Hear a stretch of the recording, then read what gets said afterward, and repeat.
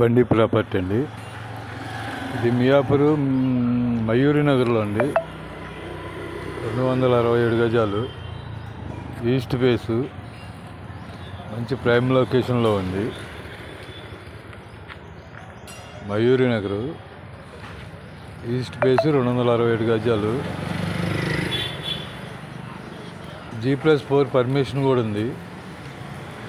ఇది square yard వచ్చేసి 1,10,000 చెబుతున్నారు, నెగోషియబుల్. పర్మిషను TDR డబ్బులు సపరేట్గా ఇవ్వాలండి. ఇదే అండి బిట్టు, ఈస్ట్ ఫేసు.